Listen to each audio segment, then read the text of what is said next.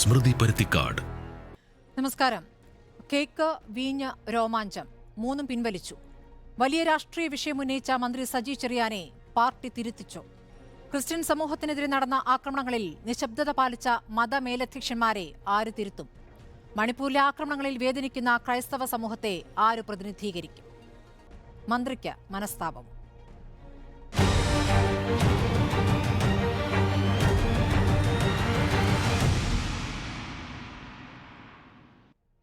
ചർച്ചയിൽ CPM സംസ്ഥാന committee അംഗം അഡ്വക്കേറ്റ് കെ അനിൽകുമാർ, BJP-യിൽ നിന്നും PR ശിവശങ്കർ, കോൺഗ്രസ് പക്ഷം പറയാൻ രാഷ്ട്രീയ നിരീക്ഷകനായ Anoop VR, all Kerala Catholic Congress പ്രതിനിധി പ്രൊഫസർ ജോസ് കുട്ടി എന്നിവരാണ്.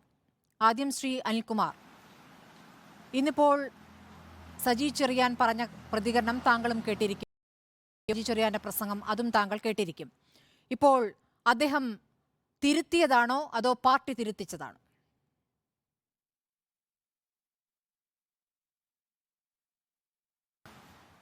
നമ്മുടെ സമൂഹത്തിനകത്ത് രാഷ്ട്രീയ പ്രവർത്തനം നടത്തുമ്പോൾ, അത് കൈകാര്യം ചെയ്യുമ്പോൾ സ്വാഭാവികമായും തെറ്റുകളും ശരികളും ഒക്കെ കൂടെ കൂടിച്ചേർന്നാണ് നമ്മുടെ ജീവിതം മുന്നോട്ട് പോകുന്നത്. നിലയ്ക്കൽ എന്ന് പറയുന്ന സ്ഥലം ഈ കേരളത്തിൻ്റെ തന്നെ ചരിത്രത്തിൽ വളരെ പ്രധാനപ്പെട്ട ഒരു ചരിത്ര വഴിത്തിരിവിൻ്റെ സ്ഥലമാണ്. 1984 അയ്യപ്പൻ്റെ പൂങ്കാവനം എന്ന വാദം ഉന്നയിച്ചുകൊണ്ട് നിലയ്ക്കൽ പ്രക്ഷോഭണം ആരംഭിക്കുന്നത്. കേരളത്തിലേക്ക് സംഘപരിവാർ കടന്നു കയറാനുള്ള പ്രവേശികയായിരുന്നു നിലയ്ക്കൽ പ്രക്ഷോഭണം. ആ നിലയ്ക്കൽ പ്രക്ഷോഭണത്തെ ചെറുക്കുന്നതിന് വേണ്ടിയുള്ള പോരാട്ടം നടക്കുന്ന കാലത്ത് സജി ചെറിയാനും ഞാനും ഒക്കെ വിദ്യാർത്ഥി പ്രവർത്തകരായിരുന്നു. അന്ന് നിലയ്ക്കൽ പ്രക്ഷോഭണം നടത്തിക്കൊണ്ട് ആ പ്രക്ഷോഭണം നടത്തുന്ന ശക്തികളെ തുറന്നു കാണിച്ചുകൊണ്ട് ഈ തെരുവോരങ്ങളിൽ ഇറങ്ങിത്തിരിച്ച യുവജന സംഘടനാ പ്രവർത്തകരിൽ ഞങ്ങളെല്ലാവരും ഉണ്ട്. അപ്പം ഞങ്ങൾ ആ സന്ദർഭത്തിൽ ചാടി വീണവരാണ്. കരക്കിരുന്നിട്ട് കളി കാണുന്ന ആളുകളല്ല. ഇന്ത്യ മുഴുവൻ അത്തരം ഒരു അനുഭവമുണ്ട്. ഇപ്പം തന്നെ കന്തമാലിൽ അവിടെ കൊല്ലപ്പെട്ട ആളുകളെ വാഴ്ത്തപ്പെടുന്നവരായി കത്തോലിക്ക സഭ പ്രഖ്യാപിക്കുകയാണ്. ഫിലിപ്പും തിമോത്തിയും അടക്കം 2 കുഞ്ഞുങ്ങൾ ഇവരുൾപ്പെടെ അവരെ വാഴ്ത്തപ്പെടുന്നവരായി പ്രഖ്യാപിക്കുകയാണ്. ക്രൈസ്തവ രക്തസാക്ഷിത്വങ്ങളിൽ ഇന്ത്യ രാജ്യത്ത് ഉയർത്തിപ്പിടിക്കേണ്ട രക്തസാക്ഷിത്വമാണ് ഒറീസയിലെ കന്തമാൽ ജില്ലയിൽ കൊല്ലപ്പെട്ട ആളുകൾ.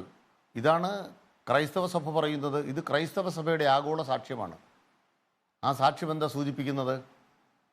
ഇന്ത്യ രാജ്യത്ത് 2023 എന്നൊരു കൊല്ലം വേട്ടയുടെ കൊല്ലമായിരുന്നു. ഒരു ദിവസം 2 സംഭവങ്ങളെങ്കിലും ഉണ്ടായിരുന്നു. പള്ളികൾ തകർക്കപ്പെട്ടു, കുരിശടികൾ തകർക്കപ്പെട്ടു.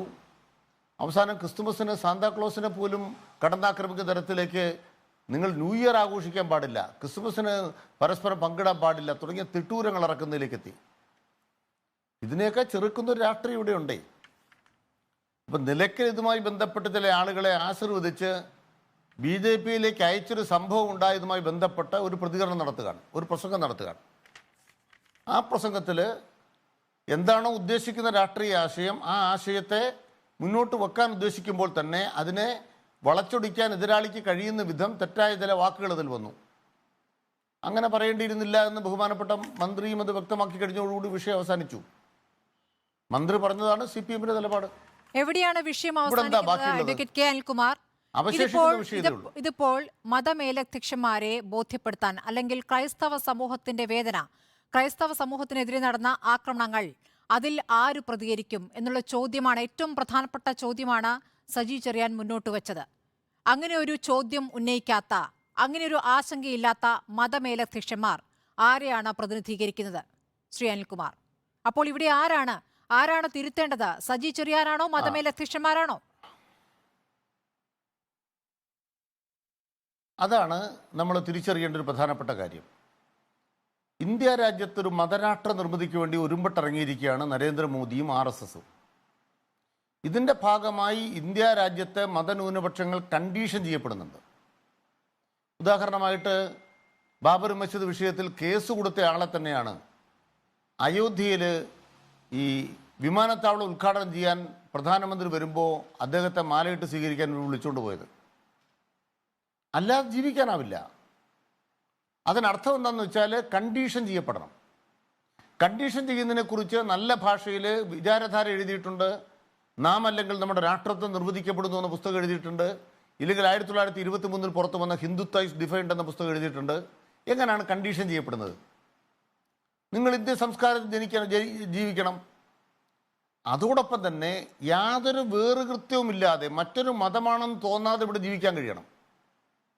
അതിൻ്റെ ഒരു കണ്ടീഷൻ കൂടെ പറഞ്ഞിരിക്കുകയാണ്. എന്താ കണ്ടീഷൻ? നിങ്ങളുടെ പുണ്യഭൂമി ഏതാണ്? നിങ്ങളുടെ പുണ്യഭൂമി ജെറുസലേം ആണെങ്കിൽ നിങ്ങൾക്ക് ഇന്ത്യയിൽ പൂർണ്ണാവകാശം ഉണ്ടാവില്ല. രണ്ടാം തരം പൗരന്മാരായി ജീവിച്ചോണം. ഈ പ്രക്രിയയുടെ പേരാണ് കണ്ടീഷനിങ്. ഇതിന്റെ ഭാഗമായിട്ട് എന്താ സംഭവിക്കുന്നത്? ഇപ്പോൾ ക്രൈസ്തവ സഭകൾ ഏത് സമ്മർദ്ദത്തിന്റെ അടിസ്ഥാനത്തിലാണ് സജി ചെറിയാന് മാറ്റി പറയേണ്ടി വന്നത്, പറഞ്ഞ വാക്കുകൾ പിൻവലിക്കേണ്ടി വന്നത്? പറഞ്ഞ വിഷയം, അതിന്റെ രാഷ്ട്രീയം, അതിലെ നൈതികത, ധാർമ്മികത, ഇതൊക്കെ നിങ്ങൾ ഉയർത്തിപ്പിടിക്കുമ്പോൾ പിന്നെ എന്തിനാണ് സജി ചെറിയാൻ പറഞ്ഞത് പിൻവലിച്ചത്? എന്തിനാണ് പാർട്ടി അതിൽ ആവശ്യപ്പെടുന്നത്? അതെ, പാർട്ടി ആവശ്യപ്പെട്ടു എന്ന് ഞാൻ മനസ്സിലാക്കിയില്ല. ഞാൻ മനസ്സിലാക്കിയത് സജി ചെറിയാൻ സ്വമേധയാ പാർട്ടിയുടെ സംസ്ഥാന സെക്രട്ടേറിയറ്റ് അംഗം നിലയ്ക്ക് ഒരു നിലപാട് സ്വീകരിക്കുകയാണ് ചെയ്തത്. അതിൽ പാർട്ടി അദ്ദേഹം ഏതെങ്കിലും ഭാഗത്ത് കൊണ്ട് കിട്ടിയില്ല. അദ്ദേഹം ചെയ്ത നിലപാട് എന്താണ്? ആ പ്രസംഗത്തിൽ ഈ 3 വാക്ക് ഒഴിവാക്കാമായിരുന്നില്ലേ എന്നൊരു സജി ചെറിയാൻ ഒരു സാംസ്കാരിക മന്ത്രിയാണ്, അദ്ദേഹം ചോദിക്കുകയാണ്. നമ്മളൊക്കെ രാഷ്ട്രീയ പ്രവർത്തകരാകും, പ്രസംഗിക്കുമ്പോൾ ആലങ്കാരികതയൊക്കെ പറയും. ഈ ആലങ്കാരികമായ 3 വാക്ക്, കേക്ക് എന്നൊരു വാക്ക് വേണ്ടതില്ല, ബീഞ്ഞെന്നൊരു വാക്ക് വേണ്ടതില്ല, രോമാഞ്ച് എന്നൊരു വാക്ക് വേണ്ടതില്ല. ഇതില്ലാതെ തന്നെ ആ കാര്യം ഉന്നയിക്കാൻ സജി ചെറിയാൻ കഴിയും. പക്ഷെ അത് ഉന്നയിക്കപ്പെട്ടതോടുകൂടി എന്ത് സംഭവിച്ചു? എതിരാളികൾ അത് കടന്നാക്രമണത്തിനുള്ള മാർഗമാക്കി. താങ്കൾക്കും സമാനമായ അനുഭവമുണ്ട്. മലപ്പുറത്ത് തട്ടമിട്ട പെൺകുട്ടികൾ ഇപ്പോൾ അതിൽ നിന്ന് മാറി എന്ന് താങ്കൾ എങ്ങനെയാണോ ഉദ്ദേശിച്ചത്, ആ ഉദ്ദേശം പൂർണ്ണമായും മാറ്റിക്കൊണ്ട് വേറെ രൂപത്തിൽ അത് വ്യാഖ്യാനിക്കപ്പെടുകയും താങ്കൾക്ക് പറഞ്ഞത് പിൻവലിക്കേണ്ടി വരികയും ചെയ്തിട്ടുണ്ട്. അപ്പോൾ എന്താണോ നിങ്ങൾ ഉദ്ദേശിച്ചത് എന്ന് പുറത്തു പറഞ്ഞാലും അത് പിൻവലിക്കേണ്ടി വരുന്ന അവസ്ഥ ഇവിടെയുണ്ട്. ആ രൂപത്തിലായിരിക്കുന്നു കാര്യങ്ങളെന്ന് CPI-ഉം തിരിച്ചറിയുകയാണ്, അല്ലേ? ഒരിക്കലുമില്ല. ഞങ്ങളുടെ ജാഗ്രത എന്താണ്? ഞങ്ങൾ എന്തിനാണ് കഷ്ടപ്പെടുന്നത്? 2024 നരേന്ദ്രമോദിയെ പുറത്താക്കണം. അതിനെന്തിനാണ് നമ്മൾ ചെയ്യുന്നത്? ഇവിടുത്തെ മതന്യൂനപക്ഷങ്ങളെ വേട്ടയാടാൻ നടക്കുന്നു RSS. വേട്ടയ്ക്ക് തയ്യാറാകാത്തവർ അവരെന്ത് ചെയ്യുന്നു? കീഴ്പ്പെട്ടു പോകണം. അതിന് ED ഉപയോഗിക്കുന്നു. കേരളത്തിൽ തന്നെ ഞാനൊരു കാര്യം പറയാം. 6 വൈദിക ശ്രേഷ്ഠന്മാർക്ക് നോട്ടീസ് അയച്ചു ED. നിങ്ങൾ കടലാസ് ഹാജരാക്കാൻ പറഞ്ഞിരിക്കുക. വിദേശത്തുനിന്ന് പണം വിവിധങ്ങളായ സ്ഥലങ്ങളിൽ നിന്നും കേരളത്തിലെ സഭകൾക്ക് ലഭിക്കാൻ അവകാശമുണ്ട്. അത് നമ്മുടെ നാട്ടിലെ എല്ലാ സംഘടനകളും, അതായത് മതസംഘടനകളും വാങ്ങിക്കുന്നുണ്ട്. പക്ഷെ ന്യൂനപക്ഷ മതങ്ങളിൽപ്പെട്ടവരാണെങ്കിൽ അവരെ പിടിക്കും. അത്തരമൊരു കണ്ടീഷനിങ് ഇവിടെ നടന്നുകൊണ്ടിരിക്കുകയാണ്. ED അടക്കമുള്ള സംവിധാനങ്ങൾ നടന്നുകൊണ്ടിരിക്കുകയാണ്. ചോദിക്കുകയും പറയുകയൊക്കെ ചെയ്തുകൊണ്ടിരിക്കുന്നുണ്ട്. ഞാൻ ചോദിക്കുന്ന ഒരു ചോദ്യം എന്താണ്? നമ്മുടെ വന്ദേ ഭാരത് ഉദ്ഘാടനം ചെയ്യാൻ വന്നപ്പം ബഹുമാനപ്പെട്ട 6 അഭിവന്ദ്യ പിതാക്കന്മാർ ചേർന്ന് ഒരു നിവേദനം ബഹുമാനപ്പെട്ട പ്രധാനമന്ത്രിക്ക് കൊടുത്തു. അന്ന് മണിപ്പൂരില്ല കേട്ടോ. ആ നിവേദനത്തിൽ നടപടി എന്തായി? ഇപ്പം മണിപ്പൂരിൽ അദ്ദേഹം സ്ത്രീശക്തി സംഗമം ഉദ്ഘാടനം ചെയ്യാൻ പോകുന്ന ആളെ കേട്ടോ. ഏത്? മണിപ്പൂരിൽ സ്ത്രീകൾ നഗ്നരാക്കപ്പെട്ടിട്ട് ആ നഗ്നരാക്കപ്പെട്ട സ്ത്രീകളുടെ നഗ്നത ലോകം മുഴുവൻ അറിഞ്ഞിട്ടും പ്രതികരിക്കാത്ത മോദി സ്ത്രീശക്തി സംഗമം എവിടെ? തൃശ്ശൂരെ വന്നിരിക്കുകയാണ്.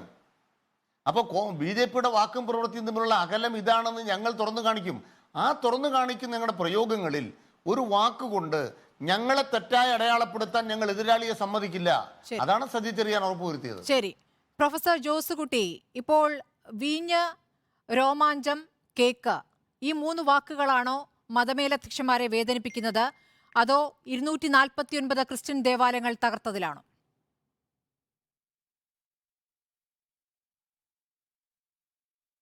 ഈ 2 കാര്യത്തിലും കടുത്ത വേദനയുണ്ട്. ദേവാലയങ്ങൾ തകർക്കപ്പെടുന്നുണ്ട്, പല സ്ഥലത്തും ക്രൈസ്തവർ ആക്രമിക്കപ്പെടുന്നുണ്ട്, ക്രൈസ്തവരുടെ അവകാശങ്ങൾ നിഷേധിക്കപ്പെടുന്നുണ്ട്. അത്തരം അവകാശങ്ങൾ നിഷേധിക്കപ്പെടുന്ന അവസരങ്ങളിലൊക്കെ ക്രൈസ്തവർ അതിനെതിരെ പ്രതികരിക്കുന്നുണ്ട്. എവിടെ പ്രതികരിച്ചു? പ്രധാനമന്ത്രിയെ നേരിട്ട് കാണാൻ അവസരമുണ്ടായിട്ടും അവിടെ പോയി ഒരക്ഷരം പറയാതെ ആ ആശങ്ക അവിടെ അറിയിക്കാമായിരുന്നല്ലോ. ആ കൂടിക്കാഴ്ച നല്ലത് തന്നെ. ആ കൂടിക്കാഴ്ചയിൽ ആശങ്കയും വേദനയും അറിയിക്കാമായിരുന്നല്ലോ. എന്തുകൊണ്ട് ചെയ്തില്ല? ആ കൂടിക്കാഴ്ചയ്ക്ക് മുമ്പ് തന്നെ മണിപ്പൂർ വിഷയവുമായി ബന്ധപ്പെട്ട് വിശദമായ നിവേദനങ്ങളും അതുപോലെ തന്നെ മറ്റ് സംഗതികളും ആശങ്കകളും എല്ലാം കേന്ദ്ര സർക്കാരിൻ്റെ വളരെ വേണ്ടപ്പെട്ട കേന്ദ്രങ്ങളിൽ കൃത്യമായി പല തലങ്ങളിലായി അറിയിച്ചിട്ടുണ്ട്. അതിനനുബന്ധമായിട്ടുള്ള നടപടികളിൽ സംബന്ധിച്ചുള്ള ചർച്ചകളും കാര്യങ്ങളും നടന്നിട്ടുമുണ്ട്. അല്ലാതെ പെട്ടെന്ന് ഒരിക്കലും ഒരു ദിവസം പ്രധാനമന്ത്രിയെ കാണാതിരുന്നിട്ട് ഓടിച്ചെന്ന് അതേ ഒരു പ്രോഗ്രാമിലേക്ക് വിളിച്ചപ്പോൾ അവിടെ വെച്ച് തന്നെ അത് പറയണമെന്നില്ല. വിരുന്ന് സൽക്കാരമാണ് പ്രൊഫസർ ജോസുകുട്ടി, വിരുന്ന് സൽക്കാരമാണ്, ക്രിസ്മസ് വിരുന്നാണ്, സ്നേഹവിരുന്നാണ്, അതിൽ രാഷ്ട്രീയമുണ്ട്. അങ്ങനെ രാഷ്ട്രീയ ഉദ്ദേശത്തോടു കൂടി ഒരു സ്നേഹവിരുന്ന് സംഘടിപ്പിക്കുമ്പോൾ സ്വാഭാവികമായും നിങ്ങളുടെ സമുദായവുമായി ബന്ധപ്പെട്ട് ഉള്ള ആശങ്കകൾ അറിയിക്കുക എന്നുള്ളത് സ്വാഭാവികമായ നടപടിയാണ്, ചെയ്യേണ്ട നടപടിയാണ്. മതമേലധ്യക്ഷരിൽ നിന്നും ക്രിസ്ത്യൻ സമൂഹം പ്രതീക്ഷിക്കുന്ന കാര്യമാണ്. മണിപ്പൂരിൽ നടന്ന കാര്യങ്ങളും നടന്ന ആക്രമണങ്ങളുടെ കണക്കുമൊക്കെ സുപ്രീം കോടതിയുടെ മുന്നിൽ വരെ എത്തിയതാണല്ലോ. സുപ്രീം കോടതി ഇടപെട്ടുകൊണ്ടാണല്ലോ കാര്യങ്ങൾ പരിശോധിച്ചുകൊണ്ടിരിക്കുന്നത്. 600-ലേറെ ദേവാലയങ്ങൾ എന്നുള്ള കണക്കാണ് കോടതിയിൽ ഉള്ളത്. 525-ലേറെ ആക്രമണങ്ങൾ എന്ന് പറയുന്നത് 8 മാസത്തിനിടയ്ക്കാണ്.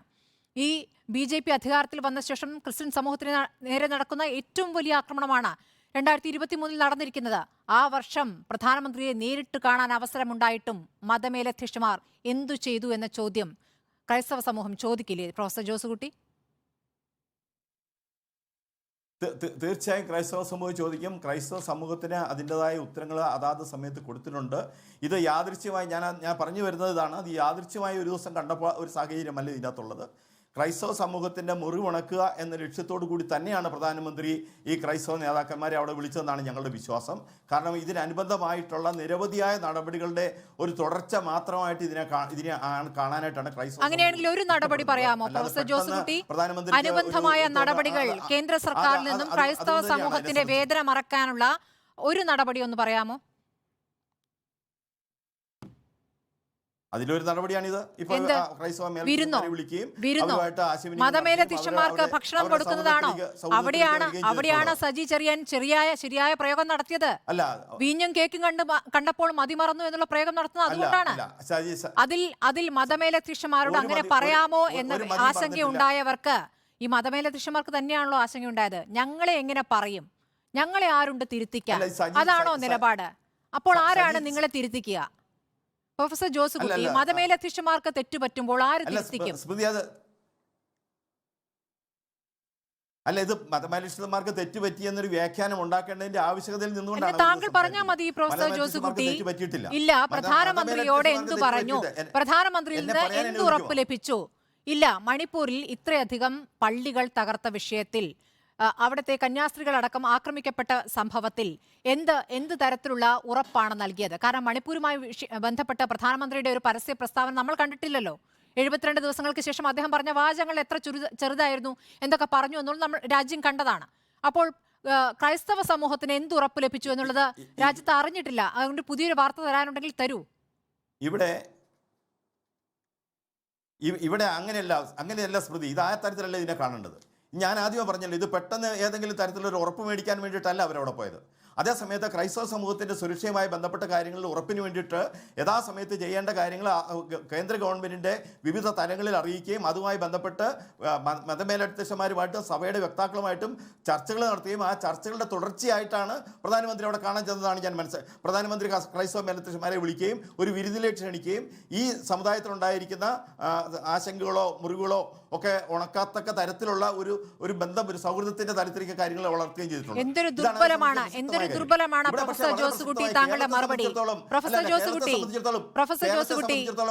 ക്രൈസ്തവ സമൂഹത്തെ വിശ്വസിപ്പിച്ചാൽ മതി, ക്രൈസ്തവ സമൂഹത്തെ വിശ്വസിപ്പിച്ചാൽ മതി, അല്ലല്ലോ, ക്രൈസ്തവ സമൂഹത്തെ വിശ്വസിപ്പിച്ചാൽ മതി. എന്ത് ഉറപ്പ്? മറ്റു സമുദായങ്ങൾ ക്രൈസ്തവ സമൂഹത്തോട് കേരള സർക്കാരിന്റെ സമീപനം വ്യത്യസ്തമല്ലല്ലോ. കേരള സർക്കാർ ക്രൈസ്തവ സമൂഹത്തെ ഒത്തിരി സഹായിക്കുന്ന പറ്റുമില്ല. അല്ല, കേരളത്തിൽ പള്ളികൾ കത്തിച്ചോ? താങ്കൾ എങ്ങനെയാണ് സാമാന്യവൽക്കരിക്കുന്നത് പ്രൊഫസർ ജോസുകുട്ടി? കേരളത്തിൽ പള്ളികൾ കത്തിച്ചോ? എന്താണ് ഈ സാമാന്യവൽക്കരണം? അല്ലല്ല, ഓരോ സംസ്ഥാനത്തും അല്ല, കേരളത്തിന്റെ സാഹചര്യവും വടക്കേ ഇന്ത്യയുടെ സാഹചര്യവും രണ്ടാണ്. വടക്കേ ഇന്ത്യയുടെ സാഹചര്യത്തിൽ നിന്നുകൊണ്ട് കേരളത്തെയോ കേരളത്തിന്റെ സാഹചര്യത്തിൽ നിന്നുകൊണ്ട് വടക്കേ ഇന്ത്യയെ ഞാൻ വിലയിരുത്തിയിട്ടില്ല, താങ്കളാണ് പറഞ്ഞത്. ഞാൻ വിലയിരുത്തിയിട്ടില്ല, താങ്കളാണ് പറഞ്ഞത്. എനിക്ക് അങ്ങനെ ഒരു വിലയിരുത്തില്ല, താങ്കളാണോ വിലയിരുത്തിയത്? താങ്കളാണോ താരതമ്യം നടത്തിയത്? കേരളത്തിൽ ക്രൈസ്തവ സമൂഹത്തിന് വേണ്ടി കേരള ഗവൺമെന്റ് ചെയ്യേണ്ടിയിരിക്കുന്ന പല കാര്യങ്ങളും ചെയ്തിട്ടില്ല. അത് ചെയ്യാത്ത സജി ചെറിയാനെ ക്രൈസ്തവ മേലധ്യക്ഷന്മാരെ അവഹേളിക്കുന്നതിനോ അല്ലെ അവരെ വിമർശിക്കുന്നതിനോ യാതൊരു അധികാരവുമില്ല. എന്ന് തന്നെയല്ല, ക്രൈസ്തവ മേലധ്യക്ഷന്മാർ പ്രധാനമന്ത്രിയെ കാണുമ്പോൾ എന്താണ് പറയേണ്ടത്, എപ്പോഴാണ് കാണേണ്ടത്, ഇത്തരം കാര്യങ്ങൾ തീരുമാനിക്കുകയും ഡിറ്റക്ട് ചെയ്യുകയും ചെയ്യേണ്ടത് ഇവരാരും അല്ല താനും. അതുകൊണ്ടാണല്ലോ അദ്ദേഹം മാപ്പ് പറഞ്ഞത്. അദ്ദേഹം മാപ്പ് പറഞ്ഞതിന് അദ്ദേഹം പറഞ്ഞത് ശരിയാണെങ്കിൽ, അദ്ദേഹം പറഞ്ഞ എല്ലാം ശരിയായിരുന്നു. സമ്മർദ്ദമാണല്ലോ പ്രൊഫസർ ജോസുകുട്ടി, സമ്മർദ്ദമാണല്ലോ ഇതിപ്പോൾ മാപ്പ് പറഞ്ഞില്ലെങ്കിൽ വോട്ടുണ്ടാവില്ല എന്ന ഭീഷണിയാണല്ലോ അല്ലേ? അപ്പൊ വോട്ട് വേണ്ടവർ ചെയ്യേണ്ട മറ്റു കാര്യങ്ങൾ ചെയ്യുന്നില്ലല്ലോ. അവർ വോട്ടിനെ പേടിക്കുന്നുണ്ടെങ്കിൽ അവര് മറ്റു കാര്യങ്ങൾ അനുബന്ധമായിട്ട് വരണം. അതായത് നിങ്ങൾ ധാർമ്മികമായി ചെയ്യേണ്ട കാര്യം ചെയ്തിട്ടില്ലെങ്കിലും നിങ്ങൾ ചോദ്യം ചെയ്യപ്പെടാൻ പാടില്ല അല്ലേ? പ്രൊഫസർ ജോസുകുട്ടി, ചോദ്യം ചെയ്യപ്പെടാൻ പാടില്ലാത്തവരാണ് മതമേലധ്യക്ഷന്മാർ എന്ന സന്ദേശമാണ് ഇപ്പോൾ താങ്കൾ നൽകുന്നത്. മതമേലധ്യക്ഷന്മാർ ചെയ്യുന്ന പിഴവുകൾ ആര് ചോദിക്കും? ആക്ഷേപിക്കാൻ പാടില്ല. ആക്ഷേപത്തെ ചോദ്യം ചെയ്യാൻ എന്നാൽ പറയൂ, എന്നാൽ ഇപ്പോൾ പറയാമല്ലോ പ്രൊഫസർ ജോസുകുട്ടി, ഇപ്പോൾ പറയൂ മണിപ്പൂരിന്റെ കാര്യത്തിൽ എന്തുറപ്പ് വാങ്ങി? മണിപ്പൂരിന്റെ കാര്യത്തിൽ എന്തുറപ്പ് വാങ്ങി? പള്ളികൾ തകർത്തതിൽ എന്തുറപ്പ് വാങ്ങി? ഒന്ന് പറയൂ. കേരളത്തിലെ ക്രൈസ്തവർക്ക് ചെയ്യേണ്ട കാര്യങ്ങൾ ചെയ്യാതിരുന്നിട്ട് വടക്കേ ഇന്ത്യയിൽ അവിടെ അവരെ ആക്രമിക്കുന്നു എന്ന് പറഞ്ഞ് ഇവിടെ കിടന്ന് കാണുന്നതിനകത്ത് ഒരു അർത്ഥവുമില്ല. വടക്കേ ഇന്ത്യയിലെ കാര്യങ്ങളിൽ അവിടെയുള്ള ആളുകൾ അവർ നോക്കുന്നുണ്ട്, അതിനനുസരിച്ചുള്ള കാര്യങ്ങൾ നീക്കും. കേരളത്തിനകത്ത് ഇവിടെ ഒരു ജെ വി കോശി കമ്മീഷനെ കൊണ്ട് പുറത്തു വിട്ടോ? ഇതുവരെയും ഞങ്ങൾക്കെതിരെ കേസുകൾ പോയിരിക്കല്ലേ? അതുപോലെ ആക്ഷേപം നിലനിൽക്കുന്നുണ്ടല്ലോ, ആക്ഷേപം പിൻവലിച്ചിട്ടില്ലല്ലോ. ആക്ഷേപിച്ച വാക്കുകളിൽ മാറ്റം വരുത്തുക മാത്രമല്ലേ ചെയ്തിട്ടുള്ളൂ. അങ്ങനെ ആർക്കും ചെയ്യാം. ഏത് സമയത്തും ആരെ വേണേലും ആക്ഷേപിച്ചിട്ട് തിരിച്ചു മറിച്ചു ഒക്കെ വാക്കുകൾ പിൻവലിച്ചതിൽ സന്തോഷം എന്നിപ്പോൾ ക്ലിമിസ് ബാവ പറഞ്ഞല്ലോ. താങ്കൾക്ക് പോരാ. ആകപ്പാടെ തോന്നി ക്ലിമിസ് ബാവ പറയുന്നു വാക്കുകൾ പിൻവലിച്ചതിൽ സന്തോഷമെന്ന്.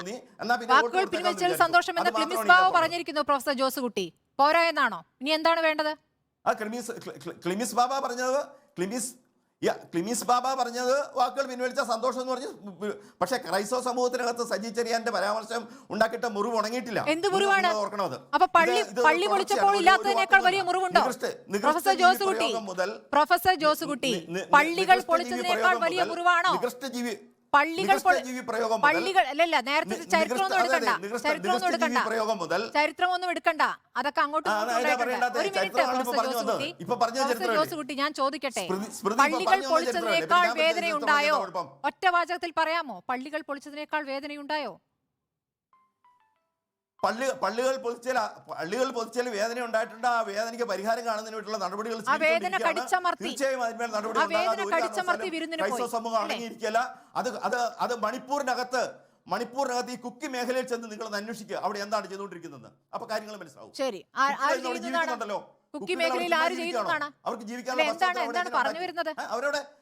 അവരവിടെ സമരം ചെയ്ത് ഫൈറ്റ് ചെയ്ത് അവിടെ അവർ സർവൈവ് ചെയ്യുന്നുണ്ട്. അവരെ അതിനുവേണ്ട സാഹചര്യമായിട്ട് ഉണ്ടാക്കിയിട്ടുണ്ട്. അത് ഇനി ആ ഫൈറ്റ് തുടരും. ആ ജീവിക്കാനുള്ള അവകാശം എല്ലാവർക്കും ഉണ്ട്. നിങ്ങൾക്ക് മനസ്സിലാകാത്തതുകൊണ്ടാണ് ഇത് പറയുന്നത്. ഇതൊക്കെ നമ്മൾ പറഞ്ഞുകൊണ്ടിരിക്കുന്ന കാര്യമാണല്ലോ. നിങ്ങൾ എന്താ പറയാത്തെന്നാണ് ചോദ്യം. താങ്കളിലേക്ക് വരാം. അനൂപ് വിആർ, ഇപ്പോൾ കോൺഗ്രസ് ഈ വിഷയത്തിൽ എടുത്തിരിക്കുന്ന നിലപാട് അപമാനിക്കുന്ന രൂപത്തിലാണ് സജി ചെറിയാന്റെ പ്രതികരണം. മണിപ്പൂർ വിഷയത്തിൽ ആശങ്കയുണ്ട്. അപ്പോൾ ആ ആശങ്ക, മതമേലധ്യക്ഷന്മാർ അവിടെ പോയി മിണ്ടാതിരുന്നതിലുള്ള ആശങ്ക കോൺഗ്രസിൽ നിന്ന് ഒരു നേതാക്കളിൽ നിന്നും വന്നതായി കണ്ടില്ല. ആ ആശങ്ക പങ്കുവച്ചത് സജി ചെറിയാനാണ്. അദ്ദേഹത്തിന്റെ വാക്കുകൾ മോശമായി പോയി എന്നുള്ള വ്യാഖ്യാനത്തിലേക്ക് പോയി, സമ്മർദ്ദമുണ്ടായി. ഇന്ന് അദ്ദേഹം അത് പിൻവലിക്കുന്നു. താങ്കൾ ഇതിനെ എങ്ങനെയാണ് മനസ്സിലാക്കേണ്ടത്? പ്രതികരിക്കേണ്ട ഘട്ടത്തിൽ പ്രതികരിക്കാതിരുന്ന കോൺഗ്രസ് ഇപ്പോൾ പ്രതികരിക്കുന്നത് ലോക്സഭാ തെരഞ്ഞെടുപ്പ് അടുത്തിരിക്കുന്നു. അപ്പോൾ സഭയുടെ പിന്തുണ ഈ വിഷയത്തിൽ കിട്ടട്ടെ എന്ന് ഉദ്ദേശിച്ചിട്ട് തന്നെയല്ലേ? സജി ചെറിയാൻ അദ്ദേഹം തന്നെ പിൻവലിച്ചതോടുകൂടി കോൺഗ്രസ് നിലപാട് ശരിവച്ചിരിക്കുകയാണ്. സജി ചെറിയാൻ എന്താണ് പറഞ്ഞത്?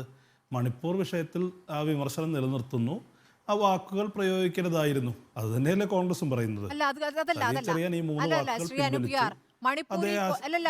മണിപ്പൂർ വിഷയത്തിൽ മതമേലധ്യക്ഷന്മാർ പ്രധാനമന്ത്രിയെ കണ്ട് മിണ്ടാതെ വന്നത് ശരിയായില്ല എന്നൊരു പ്രതികരണം കോൺഗ്രസിൽ നിന്ന് എപ്പോ വന്നു? ഞാൻ കേട്ടില്ല.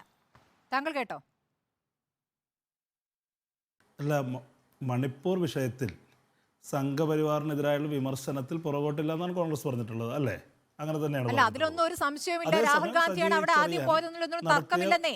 ഞാൻ ചോദിക്കുന്ന ശ്രീ അനൂപ് വിആർ, ഇവിടത്തെ കോൺഗ്രസ് നേതാക്കൾ, മതമേലധ്യക്ഷന്മാർ അവിടെ പോയി പ്രധാനമന്ത്രിയെ സന്ദർശിച്ച് വന്നിട്ട് ഒരു കാര്യം മണിപ്പൂരുമായി ബന്ധപ്പെട്ട് മിണ്ടിയോ എന്ന ചോദ്യം ഉയർത്തിയോ? ഇല്ല. എന്തുകൊണ്ട്? സ്മൃതി, ഇതിനകത്ത് നമ്മൾ സംഘപരിവാറിനെ വിമർശിക്കുന്ന അതേ തീവ്രതയിൽ എഫക്റ്റഡ് ആയ സമുദായ നേതൃത്വങ്ങൾക്ക് അവർക്ക് പല കൺസേൺ ഉണ്ടായിരിക്കും. അവർ ഇവിടെ വിവിധ NGOകൾ നടത്തുന്നുണ്ട്, അവരുടെ ഫണ്ടിങ് തടഞ്ഞു വയ്ക്കുന്നുണ്ട്, അങ്ങനെ വിവിധ പ്രശ്നങ്ങൾ അവർ നേരിടുന്നുണ്ട്. അപ്പോൾ അവരെ സംബന്ധിച്ച് അവരെന്ത് സ്ട്രാറ്റജി സ്വീകരിക്കണമെന്ന് ഡിക്റ്റേറ്റ് ചെയ്യാൻ രാഷ്ട്രീയ പാർട്ടികൾക്ക് കഴിയില്ല. അതേസമയം ഈ സംഘപരിവാറിനോടുള്ള രാഷ്ട്രീയ വിമർശനം, കോൺഗ്രസ് പോലൊരു പാർട്ടി അതിൽ സാധ്യമായതെല്ലാം ചെയ്യുകയും രാഹുൽ ഗാന്ധി അത് നടത്തിയെന്ന് മാത്രമല്ല കേരളത്തിലുടനീളം പ്രതിഷേധങ്ങൾ, പ്രതിരോധങ്ങൾ രൂപപ്പെടുത്തുന്നതിൽ കോൺഗ്രസ് മുന്നിൽ നിന്നു. ഇനി ഞാനൊരു കാര്യത്തിലേക്ക് വരാം. CPM ഇതിനെക്കുറിച്ച് പറയുമ്പോൾ സജി ചെറിയാൻ തന്നെ ഇത് തിരുത്തു വരുത്തി. CPMൻ്റെ ഇത്തരം സമുദായ നേതൃത്വങ്ങളോടുള്ള നിലപാട്, അല്ലെങ്കിൽ സാമുദായിക വിഷയങ്ങളിൽ എടുക്കുന്ന നിലപാട്, അതൊക്കെ കാലാകാലങ്ങളിൽ അവർ സ്വീകരിച്ചിട്ടുള്ള നിലപാടുകൾ കൂടി ഓഡിറ്റ് ചെയ്യപ്പെടേണ്ടതുണ്ട്.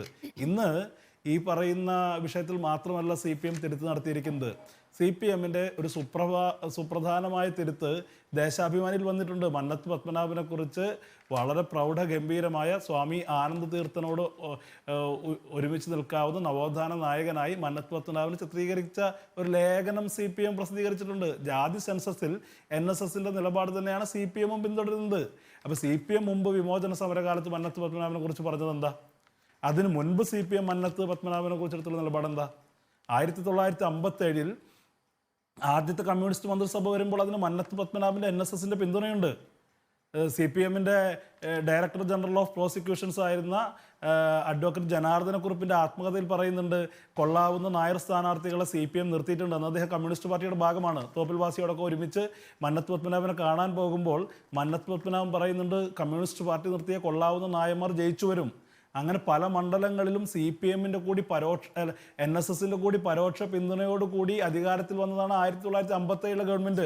പിന്നീട് പാലക്കാട് NSS അനുവദിച്ച സമുദായങ്ങളുടെ പിന്തുണ നേടാൻ ഓരോ രാഷ്ട്രീയ പാർട്ടിയും അതാത് രൂപത്തിലൊക്കെ തന്ത്രങ്ങൾ ആവിഷ്കരിക്കുന്നുണ്ട്. ഒരു തർക്കവുമില്ല അക്കാര്യത്തിൽ.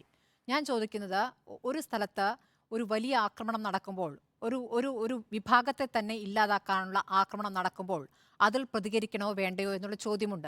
അതിൽ പ്രതികരിക്കാത്തവരോട് ചോദ്യം ഉന്നയിക്കാൻ ഇവിടെ ആരുണ്ട് എന്ന ചോദ്യമുണ്ട്. ആ ചോദ്യത്തിൽ ഇപ്പോൾ ആ ചോദ്യം ഉന്നയിച്ചത് സജി ചെറിയാനാണ്. ആ ചോദ്യം ഉന്നയിക്കാതിരുന്നത് കോൺഗ്രസ് ആണ്. അതാണ് എൻ്റെ ചോദ്യം.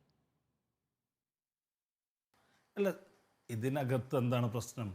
ഇതിനകത്ത് കോൺഗ്രസ് ഇതിൽ പറയുന്ന ഈ സമുദായ നേതൃത്വങ്ങൾക്ക് ആരെ കാണണം, എന്ത് കാണണം എന്നുള്ള കാര്യത്തിൽ കോൺഗ്രസ് അതിൽ കയറി അഭിപ്രായം പറയുന്ന പാർട്ടിയല്ല. ഒരു കാലത്തും കോൺഗ്രസ്സിന് വിമർശിച്ച കഴിഞ്ഞ തവണ ഇതേ ദിവസം ജനുവരി 2 NSSൻ്റെ സമ്മേളനത്തിൽ കോൺഗ്രസ് നേതാക്കൾക്കെതിരെ, കോൺഗ്രസ് നേതൃത്വത്തിനെതിരെ രൂക്ഷ വിമർശനം കാഴ്ചവെച്ച NSS നേതൃത്വത്തിനെതിരെ പോലും കോൺഗ്രസ് ഔദ്യോഗികമായി അതിനെതിരെ സംസാരിച്ചിട്ടില്ല. കോൺഗ്രസ് എടുക്കുന്ന പൊസിഷൻ എല്ലാ കാലത്തും അതിനകത്തുള്ള കൃത്യതയുണ്ട്. കോൺഗ്രസ് ഒരു പരിധി വിട്ട് സമുദായ നേതൃത്വങ്ങൾ വിമർശിക്കുകയോ അങ്ങനെ അത്തരം കാര്യങ്ങളിൽ അവർക്കത് പറയാനുള്ള, അവർക്ക് അവരുടെ നിലപാട് സ്വീകരിക്കാനുള്ള സ്വാതന്ത്ര്യമുണ്ട് എന്ന് തീരുമാനിക്കുന്ന പാർട്ടിയാണ്. പക്ഷേ ഇവിടെ ഇടതുപക്ഷം, വിശിഷ്യ CPM കാണിക്കുന്ന ഒരു ഇരട്ടത്താപ്പുണ്ട്. സ്വയം ഞങ്ങൾ വലിയ പുരോഗമനകാരികളായി ഇതിനൊക്കെ എതിർക്കുന്ന ആളുകളായി പ്ലേസ് ചെയ്യുകയും തങ്ങൾക്ക് വേണ്ട സാഹചര്യങ്ങൾ ഇതിലൊക്കെ റിലാക്സ് ചെയ്യുകയും അതിനൊക്കെ ഉപയോഗപ്പെടുത്തുകയും ചെയ്തു എന്നുള്ളതാണ്. ഇപ്പം നമ്മൾ ചർച്ച നടത്തുന്ന വിഷയത്തിലേക്ക് തന്നെ വരാം. ഈ കഴിഞ്ഞ തെരഞ്ഞെടുപ്പിൽ കേരളത്തിൽ ഇപ്പോൾ ക്രിസംഖികൾ എന്ന് പറയുന്ന വിഭാഗം ഇത്തരം ആരോപണങ്ങൾ ഉന്നയിക്കുന്നതിന് മുൻപ് കോൺഗ്രസ് UDFും വൻതോതിൽ മുസ്ലിം പ്രീണനം നടത്തുന്നു.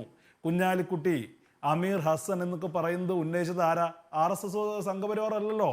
അതിന് മുൻപേ CPM ഉന്നയിച്ചതാണ്.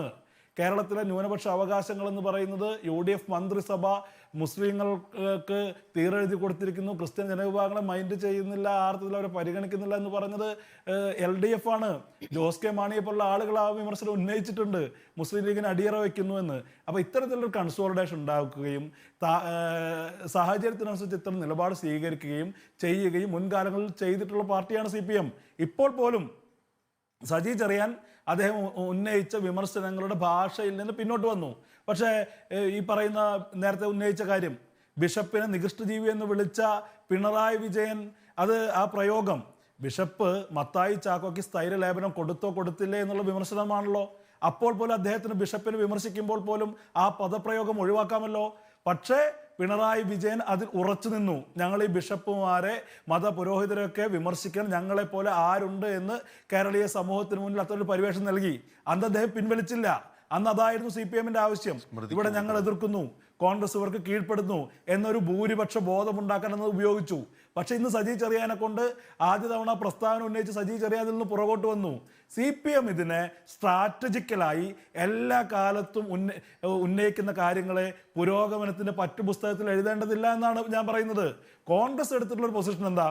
കോൺഗ്രസ് പറയുന്നത് സംഘപരിവാറിനെതിരെ ഞങ്ങൾ സംസാരിക്കും, സംഘപരിവാർ ഇരയ്ക്കൊപ്പവും വേട്ടക്കാരനൊപ്പവും നിൽക്കുകയാണ്, ആ ഇരട്ടത്താപ്പ് ചോദ്യം ചെയ്യപ്പെടണം. പക്ഷേ സംസാരിക്കേണ്ടവർ സംസാരിക്കാതിരുന്നാൽ അതിനെ ചോദ്യം ചെയ്യാനുമില്ല, മാറി നിൽക്കും എന്നുള്ളതാണ് കോൺഗ്രസിന് വ്യക്തമാണ്. ശ്രീ അനൂപ്, അതെ അതെ അങ്ങനെ തന്നെയാണ്. ശരി, ഞാൻ PR ശിവശങ്കറിലേക്ക് പോകുന്നു. ശ്രീ PR ശിവശങ്കർ, ഇപ്പോൾ ഈ സ്നേഹവിരുന്നിൽ പങ്കെടുത്തു, ഇന്നിപ്പോൾ സജി ചെറിയാനെ കൊണ്ട് ഖേദം പ്രകടിപ്പിച്ചു, അത് BJP-ക്കുള്ള പിന്തുണയായി നിങ്ങൾ പ്രതീക്ഷിക്കുന്നുണ്ടോ?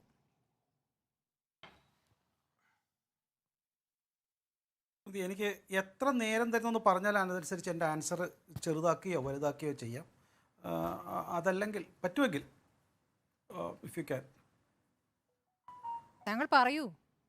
ശരി, ഞാൻ 3 ഭാഗമായിട്ട് കേട്ടില്ല. പറഞ്ഞോളൂ. ശരി, ഞാൻ എൻ്റെ ഇടയ്ക്ക് ചോദ്യം ചോദിക്കുന്നു അറിയാം. ഏതായാലും 3 ഭാഗമായിട്ട് ഉത്തരം പറയാം. ഒന്ന്, സജി ചെറിയാൻ്റെ തട്ടത്തിൻ മറയത്തിന് ഇടയിൽ നിന്നുകൊണ്ടുള്ള അനിൽകുമാറിൻ്റെ തട്ടത്തിൻ മറയത്തിന് പുറകിൽ നിന്നുകൊണ്ടുള്ള വിചാരധാരയും മറ്റുള്ള പുസ്തക വായനയുടെയും ഒന്ന്. 2, കമ്മ്യൂണിസത്തിൻ്റെ ചരിത്രം മണിപ്പൂർ വരെയും, അതും നമുക്ക് ആലോചിക്കാം. ആരാണ് യഥാർത്ഥ സുഹൃത്ത്? ഈ 3 കാര്യങ്ങളാണ് ഞാൻ പറയാൻ ആഗ്രഹിക്കുന്നത്.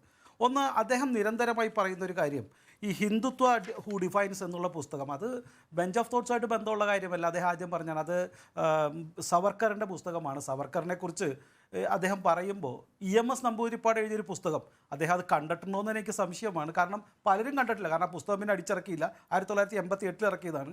The BJP and RSS in the service of the right reaction, page number 8. ഒന്ന് അനിൽകുമാർ കിട്ടില്ല, കേരളത്തിലെ ഇല്ല, ഇന്ത്യയിൽ ഒരൊറ്റ കോപ്പിയേ ഉള്ളൂ. അത് എവിടെയെന്ന് എന്നെ വിളിച്ച് ഞാൻ പറഞ്ഞുതരാം. ആ കോപ്പിയിൽ എഴുതിയിട്ടുണ്ട്, RSSകാരൻ്റെ സ്മാരകശിലയിൽ, ഇംഗ്ലീഷിലാണ് എഴുതിക്കണം, ഞാൻ മലയാളത്തിൽ വായിക്കുകയാണ്. RSSകാരൻ്റെ സ്മാരകശിലയിൽ അവൻ ജനിച്ചു, RSSൽ ചേർന്നു, RSSകാരനായി മരിച്ചു, ഒന്നും പൂർത്തിയാക്കാതെ എന്നാണ് സവർക്കർ എഴുതിയേക്കുന്നത്. EMS നമ്പൂതിരിപ്പാട് ഈ പുസ്തകത്തിൽ എഴുതിയിട്ടുണ്ട്. അപ്പോൾ ഹി സേസ് ദാറ്റ് എന്താണ് അത് സവർക്കറും അതുപോലെ തന്നെ RSSകാരായിട്ടുള്ള ബന്ധം എന്ന് അതിനകത്ത് മനസ്സിലാവും. പിന്നെ ഈ സവർക്കറൊക്കെ കുറ്റം പറയുമ്പോൾ 1959 ജൂലൈ 6-ാം തീയതി സവർക്കറിൻ്റെ വീട്ടിൽ പോയിരുന്ന അന്നത്തെ കൃഷ്ണയ്യർ ഈ മന്ത്രിസഭയെ അനുകൂലിച്ചുകൊണ്ട് കത്ത് മേടിക്കുകയും അതിന് താങ്ക്സ് ലെറ്റർ കൃഷ്ണയ്യർ അന്നത്തെ ലോ മിനിസ്റ്റർ അയക്കുകയും ചെയ്തിട്ടുണ്ട്. അപ്പോൾ എന്തൊക്കെ ബന്ധം? ഇവർ നിരന്തരം ഇങ്ങനെയാണ്, ആരെയൊക്കെ ഏത് കാലഘട്ടത്തിൽ എതിർക്കണമെന്ന് ഇവർ നിശ്ചയിക്കും. ഇപ്പോൾ അറിയാമല്ലോ, ഹിറ്റ്ലറെ ഇവർ നിരന്തരമായി എതിർക്കും. 1939 ആഗസ്റ്റ് 23-ാം തീയതി ഹിറ്റ്ലറായിട്ട് ഇവർ എഗ്രിമെൻ്റ് ഒപ്പിട്ടാണ് ജൂതന്മാരെ കൊന്നു തീർത്തത്. വിശ്വവിഖ്യാതമായ എഗ്രിമെൻ്റാണ്, പോളണ്ടിനെയൊക്കെ പുറകിൽ നിന്ന് ആക്രമിച്ചത്. അപ്പോൾ ചരിത്രം ഇവർ ഇടയ്ക്കിടയ്ക്കൊക്കെ ഇങ്ങനെ മറക്കും, ഇടയ്ക്കിടയ്ക്ക് ഇവർ ഇത് മാറ്റിമറിക്കുകയും ചെയ്യും. പിന്നെ രണ്ടാമത്തെ കാര്യം, ഇവർ വിചാരധാരയെക്കുറിച്ച് അതിൻ്റെ ആദ്യത്തെ അദ്ദേഹത്തെ തന്നെ വെച്ചാൽ മതി എന്തുകൊണ്ടാണ് അത് എങ്ങനെ പറയേണ്ടി വരുന്നത്. മതം മാറ്റത്തെക്കുറിച്ച് മാത്രമാണ് ഈ ക്രിസ്ത്യൻ മിഷണറിയുമായിട്ടുള്ള ഞങ്ങളുടെ പ്രശ്നമെന്ന് P. മാധവജി അതിൻ്റെ ആഭിമുഖ്യത്തിൽ, അതും 8-ാമത്തെ പേജിലാണ്, അദ്ദേഹം വായിച്ചു നോക്കട്ടെ. തട്ടത്തിൻ മറയത്തിന് ഇടയ്ക്കൊക്കെ ഒന്ന് പുറത്തിറങ്ങിയിട്ട് പുസ്തകം മുഴുവനായിട്ട് വായിക്കട്ടെ. ഈ ക്യാപ്സൂൾ മാത്രം വായിച്ചുകൊണ്ട് ഒരു പുസ്തകത്തെ എതിർക്കരുത് എന്ന് ഞാൻ അദ്ദേഹത്തോട് ആവശ്യപ്പെടുന്നു. പിന്നെ ചരിത്രം പറയുമ്പോൾ ഇടയ്ക്ക് അങ്ങോട്ടുമൊക്കെ സ്മൃതി ഒന്ന് ചരിത്രം കറക്റ്റ് ചെയ്ത് കൊടുക്കണം. ഈ മണിപ്പൂർ ചരിത്രത്തിൽ ഈ എത്ര പേര് മരിച്ചു, 183 175 2 കണക്കുകളുണ്ട്, ഗവൺമെൻറ് കണക്കുകളും മറ്റുള്ള ആരോപണങ്ങളും. 113 കുക്കികൾ മരിച്ചപ്പോൾ 62 മേത്തികളാണ് മരിച്ചത്. മേത്തികളിൽ 90% ഹിന്ദുക്കളായിരുന്നു. പിന്നെ അതേപോലെ 395 ക്ഷേത്രങ്ങൾ തകർത്തിട്ടുണ്ട്. അപ്പോൾ അവിടെ നടന്നത് ഒരു വംശീയ കലാപമാണ്, അല്ലാണ്ട് ഒരു ഹിന്ദു ക്രിസ്ത്യൻ കലാപമല്ല. ഒരുപാട് അങ്ങോട്ടും ഇങ്ങോട്ടും മേത്തികളുടെയും പള്ളികൾ തകർത്തിട്ടുണ്ട്, അപ്പുറത്തും തകർത്തിട്ടുണ്ട് എന്നുള്ളത് ജനങ്ങൾ അംഗീകരിച്ച കാര്യമാണ്. ഞങ്ങൾ മാത്രമല്ല, കർദിനാൾ ഓസ്വാൾഡ് ഗ്രേഷ്യസ് അദ്ദേഹം 28-ാം തീയതിയിലത്തെ ജൂലൈ 28-ാം തീയതിയിലത്തെ പ്രസ്താവനയിൽ വളരെ വ്യക്തമായി, ബോംബെയിലെ ഓസ്വാൾഡ് ഗ്രേഷ്യസ് ഏറ്റവും സീനിയറായിട്ടുള്ള കർദിനാൾ വളരെ വ്യക്തമായി പറഞ്ഞിട്ടുണ്ട്, ഇതൊക്കെ ക്രിസ്ത്യൻ ബിഷപ്പുമാർക്കൊക്കെ മനസ്സിലായി അവിടെ എന്താ സംഭവിച്ചതെന്ന്. നിർഭാഗ്യവശാൽ ഇവിടുത്തെ കമ്മ്യൂണിസ്റ്റുകാർക്ക് ഇത് മനസ്സിലാവില്ല, ചില മാധ്യമ പ്രവർത്തകർക്കും ഇത് മനസ്സിലാവില്ല എന്നുള്ളതാണ് സത്യം. പിന്നെ യഥാർത്ഥത്തിൽ ആരാണ് സുഹൃത്ത്?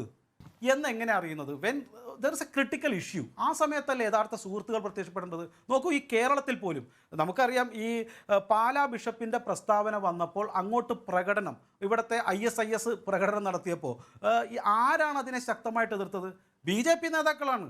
ഞങ്ങൾ പോയി നിന്നിട്ടാണ് അതിനെ ശക്തമായി എതിർത്തതും പാലാ ബിഷപ്പിന് പിന്തുണ പ്രഖ്യാപിച്ചതും. അതുപോലെ തന്നെ അവരും മലരും കുന്തിരിക്കവും വാങ്ങി വെച്ചോളുന്നപ്പോൾ ഒരൊറ്റ CPM കാരൻ അതിനെ എതിർത്ത് പറഞ്ഞിരുന്നോ? പ്രകടനം നടത്തിയിരുന്നോ? ഞങ്ങളല്ലേ അതിനെതിരെ ശക്തമായി നിലകൊണ്ടത്? അപ്പോൾ കേരളത്തിലെ ക്രൈസ്തവ സമൂഹത്തിനും ബിഷപ്പുമാർക്കും അറിയാം, അവർക്കൊരു ആപൽക്കരമായ പ്രശ്നം വരുമ്പോൾ ആരാണ് അവരുടെ കൂടെ നിൽക്കുന്നത് എന്ന് അവർക്ക് കൃത്യമായിട്ട് അറിയാം. പിന്നെ 80-20 വിഷയത്തിൽ, സംവരണ വിഷയത്തിൽ, നികൃഷ്ടജീവി പ്രയോഗത്തിൽ, അതുപോലെ തന്നെ ഹമാസ് രക്ഷാപ്രവർത്തനം നടത്തുവാൻ വേണ്ടി ഇടതുപക്ഷം ദീർഘമായി ശ്രമിച്ചപ്പോഴൊക്കെ ശക്തമായി ഈ CPM-നെതിരെ ഇവിടുത്തെ കർദിനാൾമാരും ബിഷപ്പുമാരും പറഞ്ഞതാണ്. അതുകൊണ്ട് അവരെ പഠിപ്പിക്കാൻ വരണ്ട.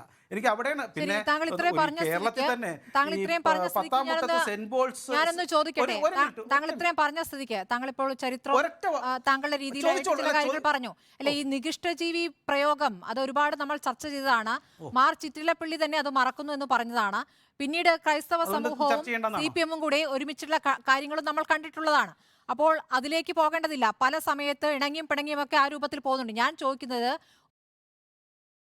കുറിച്ചാണ്, ആ ആക്രമണത്തിൽ പ്രതികരിക്കാത്ത മതമേലധ്യക്ഷന്മാരെ കുറിച്ചാണ്. താങ്കൾ ഈ പറഞ്ഞ കണക്കുകളും സുപ്രീം കോടതിക്ക് മുന്നിലെ കണക്കുകളും ഉണ്ടല്ലോ. താങ്കൾ അവിടെ പറയുന്നത് അത് കാലങ്ങളായുള്ള സംഘടനമാണെങ്കിൽ, കാലങ്ങളായിട്ടുള്ള സംഘർഷമാണെങ്കിൽ സുപ്രീം കോടതി ഒരു പ്രത്യേക സമിതിയെ പരിശോധിക്കാൻ വെക്കില്ലല്ലോ. അവിടെ ക്രൈസ്തവർക്കെതിരെ 525 ആക്രമണങ്ങൾ ഉണ്ടായി. 2023 ആദ്യത്തെ 8 മാസം 525 ആക്രമണങ്ങൾ. ആദ്യത്തെ 8 മാസമാണ്, ഓർക്കണം.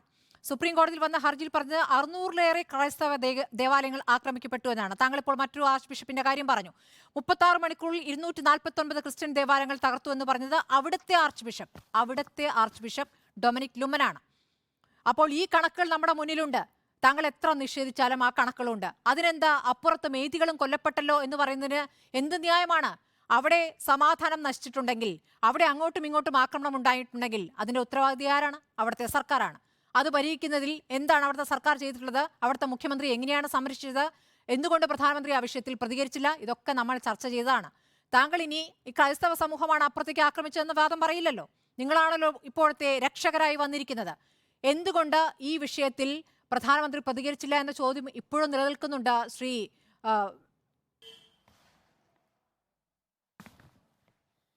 ശിവശങ്കർ, ശരി, ഞാൻ ഉത്തരം പറയാം. അത് ഈ ഞാൻ പറഞ്ഞല്ലോ, ഇത് നിങ്ങൾക്കിപ്പോൾ നിർഭാഗ്യവശാൽ സ്മൃതി ഈ പറയുന്ന 395 ക്ഷേത്രങ്ങളുടെ കണക്ക്, അത് 2 ഭാഗത്തുമുള്ള ക്ഷേത്രങ്ങൾ തകർക്കപ്പെട്ടിട്ടുണ്ടെന്നുള്ളതുകൊണ്ട് ഒരു വളരെ നല്ല രീതിയിൽ സ്മൃതി അത് മറന്നുപോകും. അത് സ്മൃതി മാത്രമല്ല കേട്ടോ, എല്ലാ ചാനൽ അവതാരകർക്കും മറവി രോഗം ബാധിക്കുന്ന ഒരു പ്രത്യേക ക്ഷേത്രങ്ങൾ അവിടെ തകർത്തു.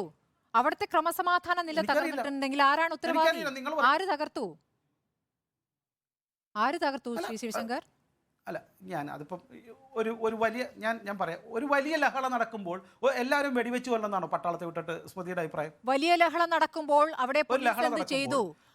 അവിടെ ആക്രമണം നടത്തിയ വിഭാഗത്തിന് എങ്ങനെയാണ് പോലീസിന്റെ ആയുധങ്ങൾ കിട്ടിയത്? ഇതൊക്കെ കോടതിക്ക് മുന്നിൽ വന്ന രേഖകളാണ് ശ്രീ ശിവശങ്കർ. അവിടെ സ്ത്രീകൾ നഗ്നരാക്കപ്പെട്ട് രക്ഷ തേടി ഓടുന്ന ദൃശ്യങ്ങൾ പുറത്തു വന്നപ്പോൾ ആ ദൃശ്യം എങ്ങനെ പുറത്തു വന്നു എന്ന പരിശോധനയ്ക്കാണ് ശ്രമിച്ചത്. ആ ദൃശ്യം എങ്ങനെ ഉണ്ടായി എന്ന പരിശോധനയ്ക്കല്ല. ഇതിനൊക്കെ മറുപടി വേണ്ടേ? ആ ചോദ്യം ചോദിക്കപ്പെടരുതെന്നാണ്. മെയ്തികളും മരിച്ചിട്ടുണ്ട്. ഇത് നിങ്ങൾ ഒരു ഭാഗത്തിൻ്റെ കണക്ക് മാത്രമേ പറയുന്നത്. അവിടെ ഹിന്ദുക്കളും മരിച്ചിട്ടുണ്ട്, ക്ഷേത്രങ്ങൾ തകർന്നിട്ടുണ്ട്. അത് ക്രിസ്ത്യാനികൾ തകർത്തതല്ല, 2 വിഭാഗത്തിൽ. ഇപ്പോൾ ഞാൻ നോക്കൂ, ഇപ്പോൾ ഒരു നാടാർ വിഭാഗവും മറ്റൊരു വിഭാഗവുമായിട്ട്, അല്ലെങ്കിൽ ഏതെങ്കിലും 2 വിഭാഗമായിട്ട് വെച്ചാൽ, നാടാരിൽ തന്നെ ക്രിസ്ത്യൻ ഹിന്ദു വിഭാഗങ്ങളില്ലേ?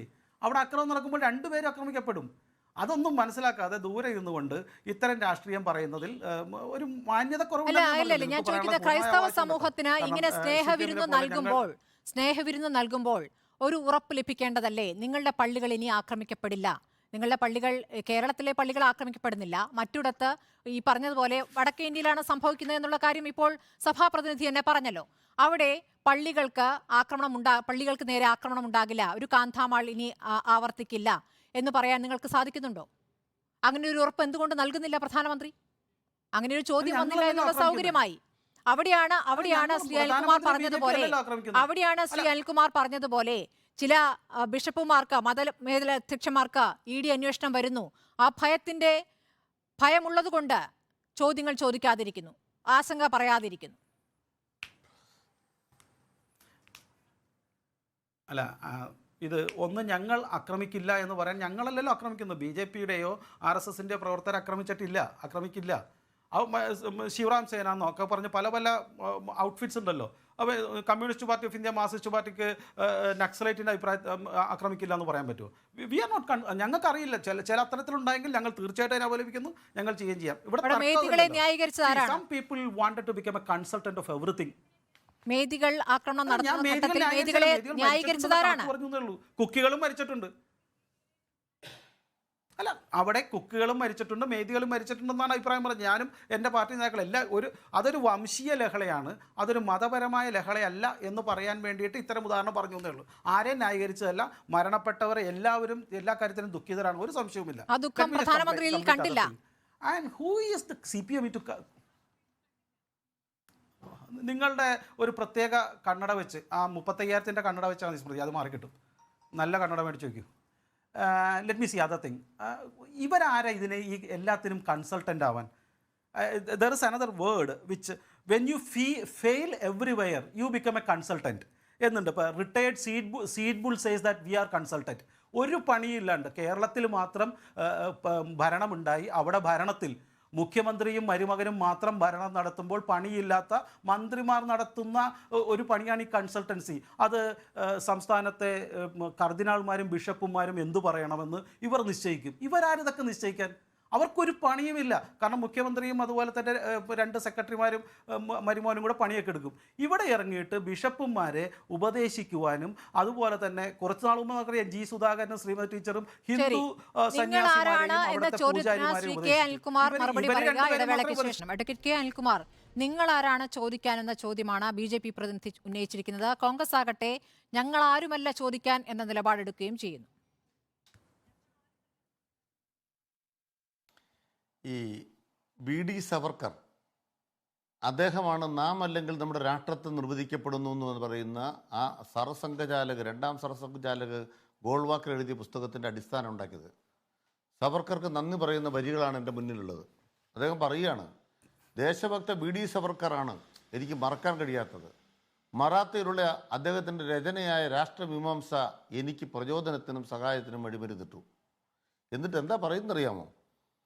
ഇവിടെ ജീവിക്കാൻ ദേശീയ ജാതി അനുഭവിക്കുന്നിടത്തോളം അങ്ങനെ ചെയ്യുക, ഇല്ലെങ്കിലോ ദേശീയ ജാതിയുടെ മധുരതരമായ ഇഷ്ടത്തിനനുസരണമായി രാജ്യം വിട്ടുപോകണം. ഗോൾവാക്കർ എഴുതിയ നമ്മുടെ നാം അല്ലെങ്കിൽ നമ്മുടെ രാഷ്ട്രത്തെ നിർവചിക്കപ്പെടുന്ന പുസ്തകമായിരിക്കുന്നത്. നിങ്ങൾ പുസ്തകമൊക്കെ വായിച്ച് കേൾപ്പിക്കുമ്പോൾ ഈ പുസ്തകം എന്ന് പറയുന്നത് ഗോൾവാക്കറും സവർക്കറും തമ്മിലുള്ള ബന്ധമാണ് പറയണത്. മഹാത്മാഗാന്ധിയെ കൊന്ന കേസിലെ 5ാം പ്രതിയായിരുന്ന ആ BD സവർക്കറെ കണ്ട് VR കൃഷ്ണയ്യർ അനുവാദം ചോദിച്ചിട്ടാണ് EMS മന്ത്രിസഭ ഉണ്ടാക്കിയതൊക്കെ ചരിത്രത്തിൽ വളച്ചൊടിക്കാൻ പോയാൽ നിങ്ങൾ എവിടെ ചെന്നിക്കും? അതുകൊണ്ട് ഞങ്ങൾ പറയുന്നത്, നിങ്ങൾ എന്താണ് ആട്ടിൻചോലിട്ട് ചെന്നായെ പോലെ ഇന്ത്യയുടെ പ്രധാനമന്ത്രി ആട്ടിൻതോലിട്ട് ചെന്നായാണ് ഞങ്ങൾ ചൂണ്ടിക്കാണിച്ചു. അതുകൊണ്ട് രക്തകലശങ്ങളാണ്. ഇവിടെ BJPയുടെ പ്രതിനിധി പറഞ്ഞപ്പോൾ എന്താണ് പറഞ്ഞത്? എത്ര അമ്പലമാണ് വിളിച്ചത്? എത്ര? 256 അതോ 456 356? ആ കൊള്ളാമല്ലോ. പിന്നെ മോദിയെ കൊണ്ട് എന്തിനു കൊള്ളാം? നിങ്ങൾ നാളെ വരുന്നുണ്ടല്ലോ, ഇന്ത്യ ചരിത്രത്തിൽ ബാബറുടെ കാലത്ത്, അക്ബറുടെ കാലത്ത്, മുഗളന്മാരുടെ കാലത്ത് 356 അമ്പലം പൊളിച്ചിട്ടുണ്ടോ? അപ്പോൾ ഹിന്ദുത്വത്തിൻ്റെ പേരിൽ അധികാരത്തിൽ വന്നൊരു കൂട്ടർ ഇന്ത്യ ഭരിക്കുമ്പോൾ അമ്പലം പൊളിക്കുക, പള്ളി പൊളിച്ച് അവിടെ നിൽക്കട്ടെ. നിങ്ങളെ കൊണ്ട് ഹിന്ദുക്കൾക്ക് എന്തിനു കൊള്ളാം? ഒരമ്പലം പോലും നോക്കാൻ വയ്യാത്ത ഒരാളാണോ ഇന്ത്യയുടെ പ്രധാനമന്ത്രി അമിത്ഷാ? നിങ്ങൾ കേസ് വാദിക്കുമ്പോൾ സ്വയം തോക്കുന്ന കേസ് വാദിക്കരുത്. ഞാൻ ഈ ചർച്ച ചോദിക്കുന്നു, ഒരമ്പലം പൊളിച്ചതിൻ്റെ കണക്ക് പടം കാണിക്കാവോ? ഹിന്ദു ഐക്യവേദി അല്ലെ വിശ്വഹിന്ദു പരിഷത്ത് ഇല്ലെ BJP ഒരു സ്റ്റേറ്റ്മെന്റ് കാണിക്കാവോ? 356 അമ്പലം പൊളിച്ചിട്ട് ഒരു RSSന്റെ സ്റ്റേറ്റ്മെന്റ് കാണിക്കാവോ? ഞാൻ കണ്ടില്ല. ഒരമ്പലത്തിന്റെ പേര് ഞാൻ കേട്ടില്ല. ഇന്നലെയും ചർച്ച പങ്കെടുത്ത് പറഞ്ഞു, ഇന്നും ചർച്ച പങ്കെടുത്ത് പറഞ്ഞു. നിങ്ങളുടെ ഫാക്ടറി ഉത്പാദിപ്പിക്കുന്നതാണ്. ഏത് അമ്പലം? അത് പറയട്ടെ. ഞങ്ങളെ പള്ളിയും പൊളിച്ചു. 13 ഓഗസ്റ്റ് 2023 ഇന്ത്യൻ എക്സ്പ്രസ് ദയവായി പറയുന്നു, ദയവായി കേൾക്കൂ സർ. നിങ്ങളുടെ ഒരു എക്സ്പ്രസും എനിക്ക് വേണ്ട, നിങ്ങളുടെ ജന്മഭൂമി കാണിക്കാം. പറയാതിരിക്കും സർ. ഞാൻ നിങ്ങളുടെ ജന്മഭൂമി ചോദിക്കാം. നിങ്ങളുടെ ജന്മഭൂമി ജന്മഭൂമി ജനൻ ടി വി പറഞ്ഞോ 356 അമ്പലം പൊളിച്ചെന്ന്? ജന്മഭൂമി കാണിച്ച 356 മാപ്പ് അമ്പലം പറയോ? പൊളിച്ചെങ്കിൽ മോദി രാജിവെക്കണം ഇന്നത്തെ രാത്രിയില്ലേ? നാളെ രാവിലെ ജന്മഭൂമി വരുമ്പോൾ കാണിച്ച രാജിക്കത്ത് സത്യം വാങ്ങിക്കുക. വിശ്വസിക്കോ? രാജിക്കത്ത് വാങ്ങിക്കുക. ഇനി അടുത്ത കാര്യം പറയാം. മന്നത്ത് പത്മനാഭന്റെ സമര ജീവിതം എന്ന് പറഞ്ഞ് 2 കൊല്ലം മുമ്പ് ദേശാഭിമാനി ലേഖനം എഴുതിയാളാണ് ഞാൻ. ആ ലേഖനം ഇപ്പം സ്മൃതിക്ക് ഇട്ട് തന്നിട്ടുണ്ട്. ഏത് ഇന്ന് പുതിയൊരു കാര്യം മന്നത്ത് പത്മനാഭനെ കുറിച്ച് ഞങ്ങൾ പറഞ്ഞിട്ടുള്ളതല്ല. ഞങ്ങളുടെ നിലപാട് എപ്പോഴും നവോത്ഥാന നായകന്മാരെ കുറിച്ച് അങ്ങനെയാണ്. വിമർശനമുണ്ട്. അത് അഭിമന്ദരായ പിതാക്കന്മാരെ കുറിച്ചും അയ്യോ, ശുദ്ധ സംബന്ധം. പി ജി ഗോവിന്ദപിള്ള വിഷസർപ്പമാണെന്ന് പറഞ്ഞിട്ടുണ്ട്. മോദിയെ ഞാൻ പി ജി ഗോവിന്ദപിള്ള മന്നത്ത് പത്മനാഭനെ കൊടിയ വിഷം മര്യാദയല്ല. ദേശാഭിമാനിയുടെ മര്യാദയല്ല. ചർച്ചയുടെ അന്തസ്സിന് നടക്കുന്നതല്ല. ശ്രീ ശിവശങ്കർ സ്മൃതി ഇത് അദ്ദേഹത്തെ ശരിയല്ല. പൂർത്തിയാക്കട്ടെ, പറയൂ. ഇങ്ങനെയുള്ള ആളുകളായിട്ട് ചർച്ചയ്ക്ക് വിളിക്കുന്നത് ഞാൻ മിണ്ടായിരിക്കുന്നു. ശ്രീ അനിൽകുമാർ പൂർത്തിയാക്കും. അവിടെ ഞാൻ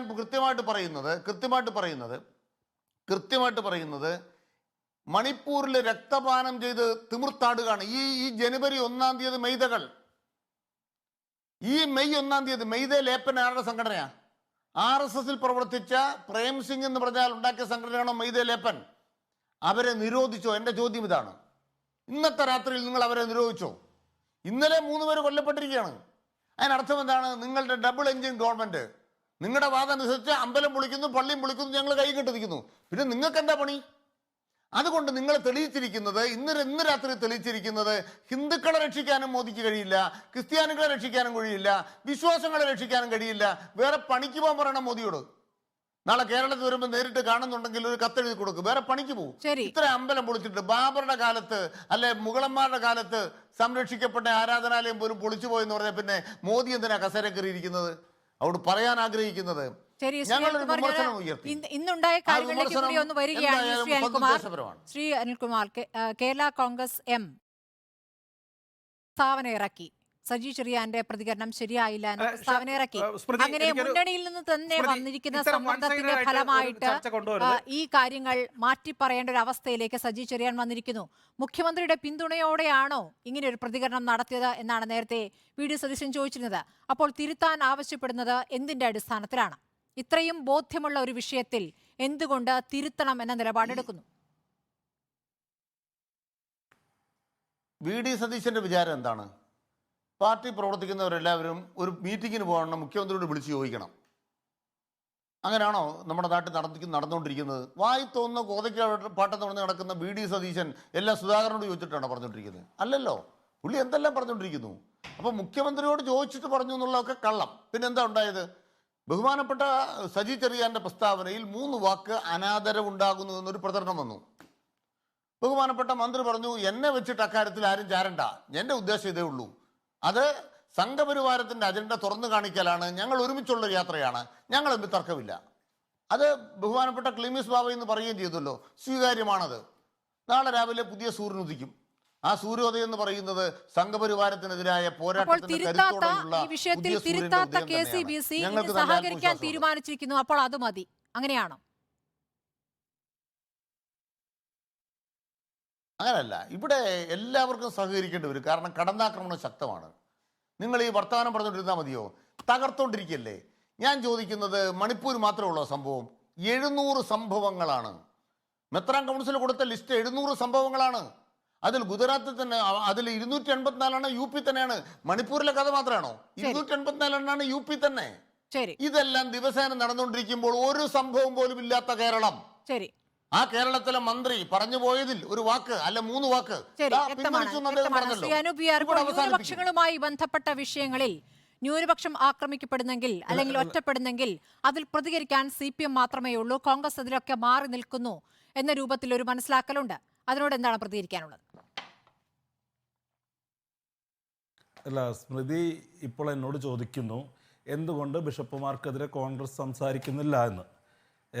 ഇതേ സന്ദർഭത്തിൽ തന്നെ നമ്മൾ മനസ്സിലാക്കണം, പാലാ ബിഷപ്പിൻ്റെ നാർക്കോട്ടിക് ജിഹാദ് പ്രസ്താവന വന്നു. അന്ന് മന്ത്രി വാസവൻ പറഞ്ഞത് അദ്ദേഹം പണ്ഡിതോചിതമായ പ്രസ്താവന നടത്തിയെന്ന് പറഞ്ഞ ആളാണ്. അദ്ദേഹം പണ്ഡിതനാണെന്ന് ആ പ്രസ്താവന നടത്തിയതിനു ശേഷം അദ്ദേഹത്തെ സന്ദർശിച്ച് പറഞ്ഞ ആളാണ് വാസവൻ. ഇതേ ജോസ് കെ മാണി അദ്ദേഹത്തിന് പരസ്യ പിന്തുണ നടത്തി. അപ്പോൾ ബിഷപ്പുമാരെ ഏത് സമയത്ത് എങ്ങനെ പിന്തുണയ്ക്കണം CPM അതിൻ്റെ താല്പര്യമുണ്ട്. CPM അതിൻ്റെ ഗെയിം പ്ലാൻ ഉണ്ട്. CPM ഈ ഉയർത്തുന്ന വിമർശനങ്ങളിൽ ഒരു ഉദ്ദേശശുദ്ധിയുമില്ല. അത് വെറും രാഷ്ട്രീയ മുതലെടുപ്പ് മാത്രം നിർത്തി നടത്തുന്നതാണ്. കോൺഗ്രസ് എല്ലാ കാലത്തും ഇതിനോട് സ്വീകരിച്ച നിലപാടെന്ന് പറയുന്നത് വളരെ കൃത്യമാണ്. NSS ആകട്ടെ, ബിഷപ്പുമാരാകട്ടെ, മറ്റ് കമ്മ്യൂണിറ്റി ആകട്ടെ, കോൺഗ്രസ് അത് നിങ്ങൾ അതിനെ കോൺഗ്രസിന് മേലെ യാഥാസ്ഥികമാണെന്നോ പുരോഗമനത്തിൻ്റെ അളവുകോൽ എടുത്ത് പരിശോധിച്ചാൽ കോൺഗ്രസ് കുറച്ച് പുറകിലാണെന്നോ പറഞ്ഞോളൂ. പക്ഷെ കോൺഗ്രസിന് എല്ലാ കാര്യത്തിലും ഒരു സമീപനമാണ്. ശരി, ഇപ്പൊ തൊട്ടാൽ പൊള്ളുന്ന വിഷയത്തിൽ മിണ്ടേണ്ടതില്ല എന്നുള്ളതാണ് ശരിയായ നിലപാടെന്ന് കോൺഗ്രസ് കരുതുന്നു. അല്ല, ഒരു മിനിറ്റ്, ഞാനൊന്ന് കംപ്ലീറ്റ് ചെയ്യട്ടെ, ഞാൻ പൂർത്തീകരിക്കട്ടെ. അദ്ദേഹം 1957 മന്ത്രിസഭയെക്കുറിച്ച് പറഞ്ഞു. ആ മന്ത്രിസഭയിൽ ഒരു മന്ത്രി ഉണ്ടായിരുന്നു, ഡോക്ടർ AR മേനോൻ. കേരളത്തിലെ ആദ്യത്തെ ആരോഗ്യമന്ത്രിയാണ് അദ്ദേഹം. ഹിന്ദു മഹാസഭയുടെ പിന്തുണയുള്ള സ്വതന്ത്രനായി തൃശ്ശൂരിൽ നിന്ന് മത്സരിച്ച ആളാണ്. ഈ പറയുന്ന മന്നത്ത് പത്മനാഭനെ കുറിച്ച് അനിൽകുമാർ ലേഖനം എഴുതിയിട്ടുണ്ട്. അതിനു മുമ്പ് P. ഗോവിന്ദപിള്ള ദാരാസിംഗ് എന്ന് പറയുന്ന കൊടും വർഗീയവാദിയോട് അദ്ദേഹത്തെ ഉപമിച്ചിട്ടുണ്ട്. അപ്പോൾ ഇവർ തരാതരം പോലെ പൊസിഷൻ എടുക്കുന്നു. ഞങ്ങളുടെ നിലപാട് എന്താ? ഞങ്ങളുടെ നിലപാട് ബിഷപ്പുമാരുടെ കാര്യം അവർ തീരുമാനിക്കട്ടെ. പക്ഷെ ഞങ്ങളെ സംബന്ധിച്ച് ഈ പറയുന്ന സംഘപരിവാറിൻ്റെ ഇരട്ടത്താപ്പിനെ ഉയർത്തി കാണിക്കും. പക്ഷേ ഈ ബിഷപ്പുമാരുടെ ക്രൈസ്തവ സഭയുടെ ഏജൻസി, അതിൻ്റെ കർത്തൃത്വം ഞങ്ങൾക്കില്ല. അതിനകത്ത് ഞങ്ങൾ ആക്രമിക്കാൻ ഉദ്ദേശിക്കുന്നത് സംഘപരിവാറിനെയാണ്, ഒരു അരക്ഷിതാവസ്ഥയിലുള്ള ഒരു സമൂഹം, സമുദായത്തെ. അത് ക്രിസ്ത്യൻ കമ്മ്യൂണിറ്റി അല്ല. ഇവിടെ മുസ്ലിം സംഘടനകൾ നരേന്ദ്രമോദിയുമായി ചർച്ച നടത്തിയെന്ന് പറഞ്ഞൊരു വലിയ വിവാദമുണ്ടായി. അന്നും കോൺഗ്രസ് അവരെ വിമർശിക്കാനൊന്നുമില്ല. കാരണം അരക്ഷിതമായ സമൂഹം അവരുടെ ആശങ്കകൾ അത് ഉന്നയിക്കും. ഉന്നയിച്ചിട്ടില്ല എന്നിടത്താണല്ലോ ഈ വിമർശനം. അല്ല, അത് അവര് തന്നെ അത് ബന്ധപ്പെട്ട വക്താവ് തന്നെ പറഞ്ഞല്ലോ, വേറൊരു ചാനലിൽ അതിനു മുമ്പേ ഉന്നയിക്കപ്പെട്ടതാണെന്ന് അവർ പറഞ്ഞു കഴിഞ്ഞാൽ കോൺഗ്രസ് ബിഷപ്പുമാരെ ആക്രമിക്കേണ്ടത് പാലാ ബിഷപ്പിന്റെ സമയത്ത് ഒരു CPMന്റെ മന്ത്രി പറയേണ്ടതാണോ വാസവൻ പറഞ്ഞത്? ശരി, പ്രധാനമന്ത്രിയെ നേരിട്ട് കാണാൻ കഴിഞ്ഞ ഒരു അവസരത്തിൽ ആ വിഷയത്തിൽ പ്രതികരിച്ചില്ല. ഇപ്പോൾ പറഞ്ഞ വാക്കുകൾ തിരുത്തിച്ചിരിക്കുന്നു. രാഷ്ട്രീയ നേതാക്കൾ ഈ വിഷയത്തിൽ ഇടപെടേണ്ട, സഭയ്ക്കറിയാം എങ്ങനെ പ്രതികരിക്കാൻ എന്നുള്ളതാണ് സഭ എടുത്തിരിക്കുന്ന നിലപാട്. വളരെ നന്ദി ചർച്ചയിൽ പങ്കെടുത്ത എല്ലാവർക്കും. ഒരു മിനിറ്റ്, ഇല്ല, സമയം പൂർണ്ണമായി കഴിഞ്ഞുകൊണ്ടാണ്. ക്ഷമിക്കണം.